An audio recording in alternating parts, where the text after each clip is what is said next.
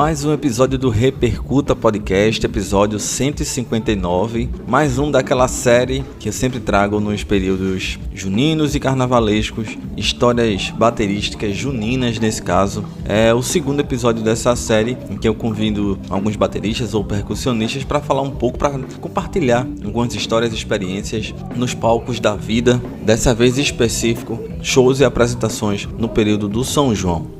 Então vamos lá, vamos direto para os meus convidados nesse episódio. São eles: Mascarado na batera, Sandro Pique, Olávio Batera, Wilson Alves e o Maurício Mendes, já agradecendo aos 5, alguns dos quais vão estar aqui também em um episódio completo, um pouco mais longo, para a gente trocar essa ideia com mais tempo, para explorar mais assuntos. Então é isso, vamos embora. Repercuta! Para abrir esse Histórias Baterísticas Juninas, Mascarado na batera, ele que é conhecido por compor bandas de artistas mais voltados para o forró estilizado, e na altura de gravação desse episódio, ele está na banda da Solange Almeida. Vamos conferir. Fala galera, Mascarado na batera aqui, baterista da Solange Almeida, passando aqui para deixar um forte abraço para a galera da Repercuta Podcast e compartilhar com vocês uma pequena história aqui que aconteceu na época que eu tava no Safadão, que foi meio ao São João e foi meio que engraçado e preocupante. E aí, vou tentar resumir aqui o máximo para vocês saberem dessa história aí. Uma das histórias de milhares que a gente tem nessas estradas. Eu tava num certo dia na cidade de Paulo Afonso, na Bahia, né? Muita gente conhece a cidade. E aí, a gente fez o show, né? E quando a gente finalizou o show, eu pedi para o produtor da banda, né, esperar um pouco, porque eu estava um pouco apertado, um pouco ruim da barriga, posso dizer assim. E eu disse a ele que como o hotel era próximo, eu ia no hotel rapidinho resolver a situação e voltaria para pegar um ônibus enquanto a equipe técnica desmontava as coisas, né, para mim poder voltar e a gente seguir viagem para Fortaleza, que a gente ia ter só um dia em Fortaleza e já ia ir para a estrada novamente. E daí isso que aconteceu. Eu fui rapidinho quando terminou o show ali, bem rápido, fui no hotel. Tentei ser o mais breve possível, mas o negócio tava cruel. Quando eu tava me ajeitando para ir embora, dava vontade de novo, voltava pro trono de novo, e assim foi acontecendo. Resumindo, final da história, o ônibus da banda, o produtor, se esqueceu da situação, não deram conta de mim dentro do ônibus, fiquei esquecido nesse dia. Devia ser devido à pressa de ir para casa, porque só tinha um dia de folga. E aí foram embora para Fortaleza sem o baterista. No caso eu. Daí quando eu cheguei num canto do evento, o ônibus já tinha saído. Ainda tentei contato com o produtor, mas eles na estrada sem área, sem nada, não consegui. Ainda botei atrás de um carro 100 km, mas não consegui pegar o ônibus. E essa história ficou marcada assim na minha mente, que eu disse: Jesus, enquanto eu estiver no ramo, eu procuro um banheiro mais próximo, mas não volto pro hotel para pedir para a banda esperar, porque a galera às vezes, muita correria, não lembra, né? E aí nesse dia eu fiquei despercebido no busão. Então essa história foi engraçada, ao mesmo tempo muito sério para mim no dia lá. Fiquei um pouco triste, tive que ir para Recife numa van de divulgação da banda para pegar um avião para mim poder chegar em Fortaleza. Então essa história ficou marcada na época do Wesley Safadão, que eu tocava lá, que fiz parte durante uma temporada. Tá bom? Espero que todos os bateristas aí nunca tenham passado esse aperreio, mas eu fui um dos que passei. Deus abençoe vocês. Atenção, meu amigo Jardier Tavares, podcast Repercuta. Um sucesso absoluto para vocês aí. Deus abençoe, abraço, Mascarado na batera.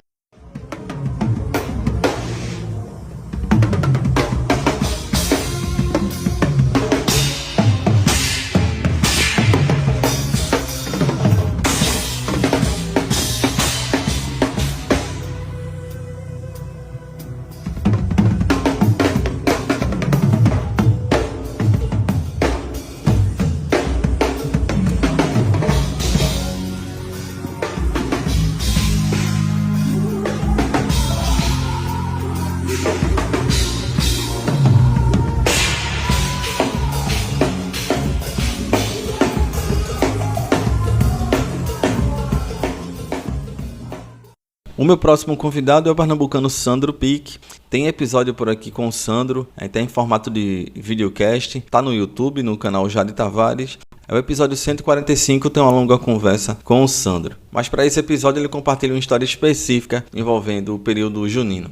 Meu amigo Jade Tavares, que é Sandro Pique, e tenho não só uma história do São João para lhe contar, mas uma reflexão para o que a gente passa no dia a dia, né, de soberba, de artistas, de músicos que passam por você e não falam. Eu, dos primeiros anos da minha carreira, toquei com meu pai e a gente foi tocar em Campina Grande. Os primeiros anos do Pátio do Povo, né? Que ainda não era esse boom todo que tem hoje, mas era começando o show de rua, o São João de rua, lá em Campina Grande. E quando a gente chegou lá, de tardezinha, para passar som, quando chegou tinha um cara lá, um artista local, né, um cara chamado Capilé, que hoje é meu amigo demais, mas na época a gente não conhecia. E assim, quando a gente subiu no palco, o cara disse: vem fazer o que aqui? Aí eu disse: não, vem passar o som que a gente vai tocar aí de noite. Não, aqui não vai tocar não. Aqui eu aluguei o som para o artista e quem vai tocar no som é ele. Aí meu pai disse: pô, tá certo. Aí foi falar com o empresário disse: olha, camarão, o dinheiro tá na conta. Então, você vai pro hotel, quando chegar na hora de você tocar, você vem. E se o rapaz barrar, a gente volta pro hotel e vai descansar. E amanhã continua a turnê. Aí aconteceu isso mesmo. A gente foi pro hotel, quando voltou, que apareceu no palco, o cara fez: de novo, velho. Ela disse que não toca aqui, pode ir embora. Aqui quem alugou o som foi eu, quem toca é meu artista e não sei o quê. Aí a gente foi embora. Rapaz, a gente passou isso em junho. Na segunda semana de julho, a gente foi tocar em Palmares, aqui em Pernambuco, que até eu vou tocar lá daqui a pouco. E quando chegou lá, tava a faixa, bandinha do Camarão e Capilé. O pai disse: opa, monta as coisas e fiquem aí para vocês verem um negócio. Rapaz, deu pena do cara, velho. Quando o cara chegou, que viu a faixa, aí ele já sabia que tinha se lascado, né? Aí gritou de longe: Camarão, meu amigo. Rapaz disse: opa, mestre, veio fazer o que aqui? Aí eles: vem tocar, rapaz, a gente Capilé. Aí disse: não, aqui não. Cadê o seu equipamento? Trouxe o seu equipamento? Aí ele disse: não, vai tocar no seu equipamento. Não, no meu você não toca não. Só quem toca no meu equipamento sou eu. Aí o cara chamou o presidente do clube. O presidente veio falar, rapaz disse: olha, isso é um assunto pessoal, se você quiser eu desarmo minhas coisas e vamos embora. E ficou. A agonia, velho, a tarde todinha até a noite, na hora do show do cara. A gente tocou a primeira parte e o cara foi entrar pra tocar com o quê? Aí foi que o artista chegou, né? Já conhecia a gente. Aí fez: Camarão, o que é que tá acontecendo? Rapaz, pergunta seu empresário aí. Ele me barrou de tocar lá em Campina Grande, que disse que o som tava pago pra você, que só quem tocava era você. Aqui o som é meu, o som, a luz, é tudo meu. Então você toca aqui se eu quiser. Meu irmão, que rolo, velho. Aí quando foi na hora mesmo de tocar, o papai disse: vá-se embora fazer seu show. Agora aprenda uma coisa: quem é você? Né? Vá lá fora, pergunta quem é você. Agora pergunta aí fora quem é Camarão. Foi um negócio, uma coisa foda, mas uma lição que eu levo até hoje, né? Você vê dia de hoje ainda, gente com soberba, cara. Passei por muitos palcos assim que a galera chega pra tocar, não fala com ninguém. Não. Isso é uma reflexão massa. O único medo que a gente tem que ter na vida é das voltas que o mundo dá. Isso aí é. Valeu, um abraço, meu irmão.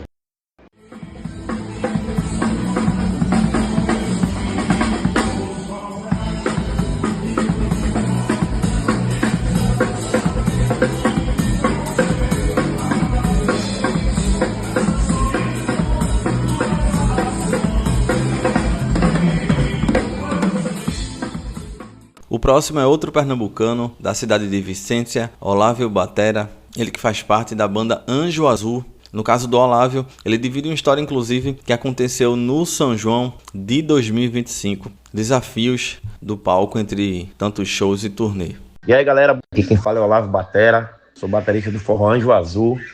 E um fato, assim, engraçado que aconteceu durante essa nossa agenda de São João, eu toquei 3 shows, os 3 shows antecipados a hoje, anteriores a hoje, cada show desse furou uma pele de bateria. Nem que eu esteja tocando com agressividade e tal. Do nada as peles se abriram. Primeiro foi a do bombo, depois do tom 8 e o tom 10. Então eu achei um negócio meio que intrigante, né? Eu digo, poxa, cada dia é um instrumento diferente que as peles estão se furando. Então é um negócio engraçado, também inusitado, né? Que nunca tinha acontecido isso. Então ficou marcado aí nesse São João. Então um abraço para todos vocês do podcast Repercuta. Um abraço e obrigado pelo convite. Tamo junto.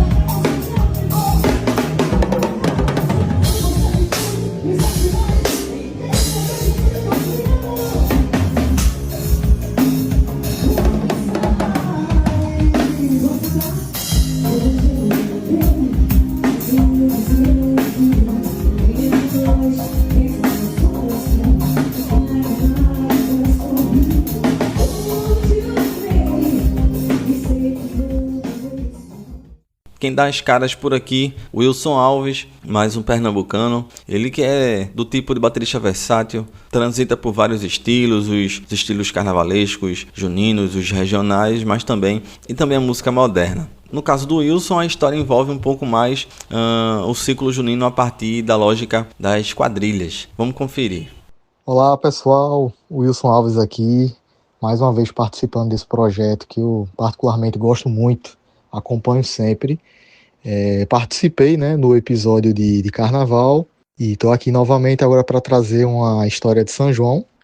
Foi do ano de 2015, aí foi uma turnê que eu fiz junto com uma quadrilha junina aqui de Recife. Então era para ser a banda base, né, a banda de apoio da quadrilha.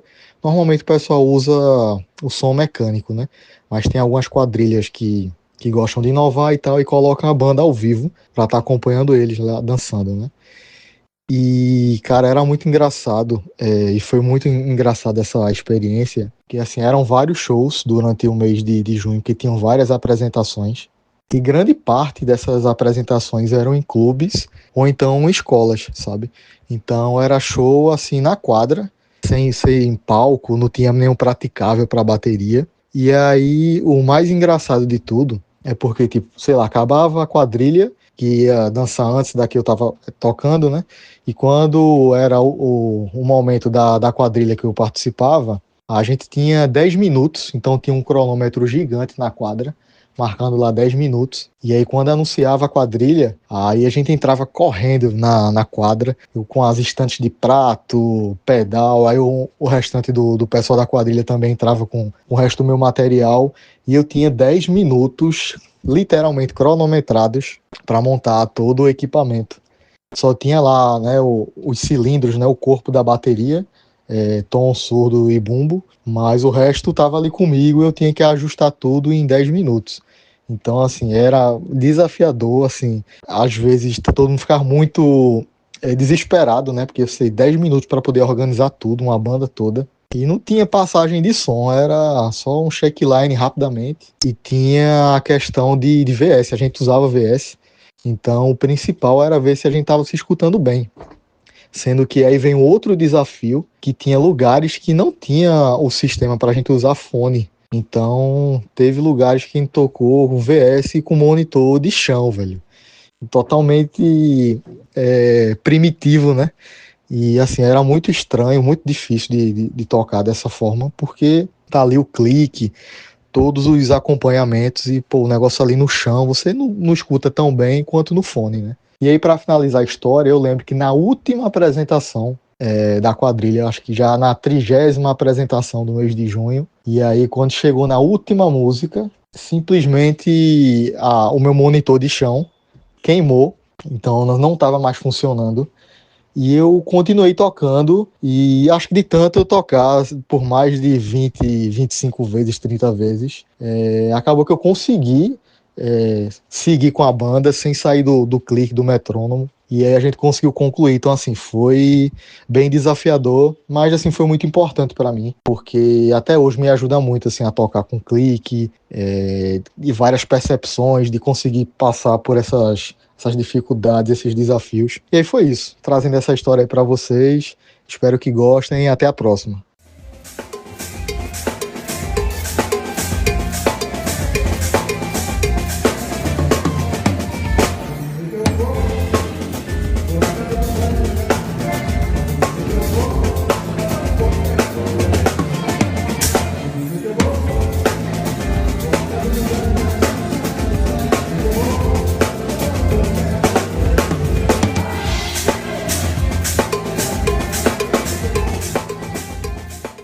E para fechar esse episódio, conhecidíssimo da comunidade baterística, ele que além de baterista também produz conteúdo, tem suas mentorias, consultorias, um rosto conhecido dentro do forró, Maurício Mendes, ele que fez parte durante muito tempo da banda Calcinha Preta.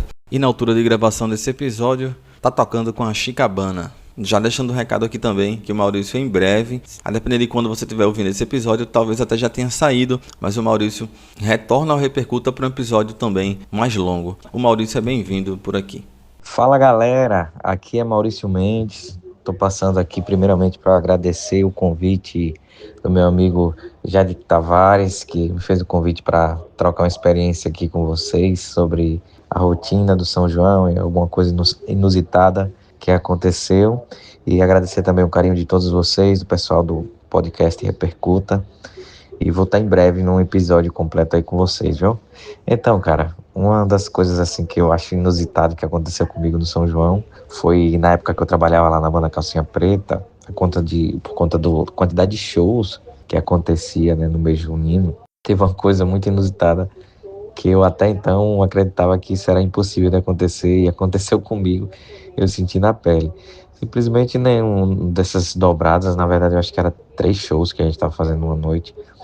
No terceiro show, já estava de manhã assim, a gente tocando, e eu acabei cochilando, tocando, e acordei com a baqueta batendo na minha testa.